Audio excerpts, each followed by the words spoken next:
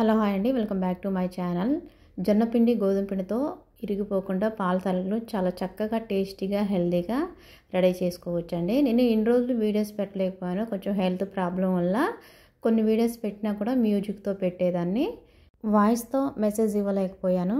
ఇప్పుడు పాల తలకు తయారు విధానం చూద్దాము. ఇక్కడ కప్పున్నర వరకు, అంటే కప్పున్నర తక్కువే తీసుకున్నాను వాటరు. కొంచెం సాల్ట్ యాడ్ చేసి కొంచెం తెరిన తర్వాత, అంటే గోరువెచ్చగా అయిన తర్వాత కప్పు వరకు జొన్న పిండి, అరకప్పు వరకు గోధుమ పిండి వేసుకోవాలి. ఇలా చేయటం వల్ల పిండి అనేది కొంచెం ఉడికిపోయి ఇరిగిపోకుండా ఉంటుంది. గోధుమ పిండి వేయటం వలన ఉండలు లేకుండా పిండి మొత్తాన్ని కలుపుకుందామండి. పట్టుకుంటే ఈ విధంగా ఉండలాగా కావాలి. పూర్తిగా చల్లారించి దాని పక్కకు పెడదాము. స్టవ్ పైన మరొక కడాయి పెట్టుకొని 1 స్పూన్ వరకు నెయ్యి యాడ్ చేసుకొని కరిగిన తర్వాత డ్రై ఫ్రూట్స్ యాడ్ చేద్దాము. కిస్మిస్లు, బాదం, జీడిపప్పు, ఎండు కొబ్బరి సన్నగా తరుక్కున్నాను. వేగిన తర్వాత పక్కన పెట్టుకొని మరొక గిన్నె పెట్టుకొని మనకు ఎన్ని కావాలో పాలు అన్ని వరకు పాలు పోసుకొని కాగనిద్దాము. ఈలోపు పిండి పూర్తిగా చల్లారిందో లేదో చూసుకున్న తర్వాత పిండిని ఒకసారి మొత్తం కలుపుకొని ఒక గిన్నెలోకి తీసుకుందాము ముద్దని. ఈ పిండిలోకి 1 స్పూన్ వరకు చక్కెర పౌడర్ యాడ్ చేస్తున్నానండి. ఎందుకంటే జొన్న పిండి అనేది కొంచెం వగరు ఉంటుంది కదా, పిల్లలు కూడా తినడానికి ఇష్టపడరు. కొంచెం తినేటప్పుడు టేస్ట్ అనేది తీయగా అనిపిస్తుంది కాబట్టి.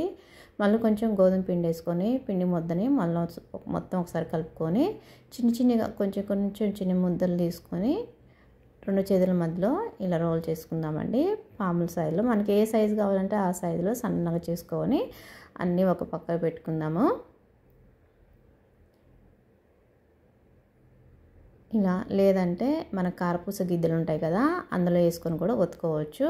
పాలు మరిగాయండి. దీంట్లో 1/2 స్పూన్ వరకు ఇలాచీ పౌడర్ వేసుకొని అన్నీ ఒకసారి కలుపుకొని మనం చేసుకున్నటువంటి తాలికలను వేసుకుందాము.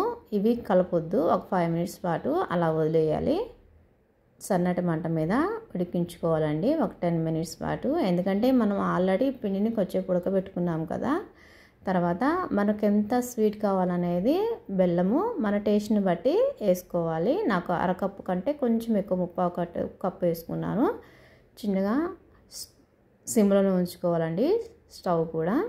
స్టవ్ ఆఫ్ చేసుకొని పక్కన పెట్టుకుందాము. ఏరే గిన్నెలోకి పాల తలగలు తీసుకొని మనం చేసుకున్నటువంటి డ్రై ఫ్రూట్స్ని ఎంచుకున్నాం కదా, ఆ డ్రై ఫ్రూట్స్ వేసుకొని గార్లిక్ చేసుకొని చేసుకోవడం ఎంతో టేస్టీ అయినా హెల్తీగా జొన్న పాల తలకలు రెడీ.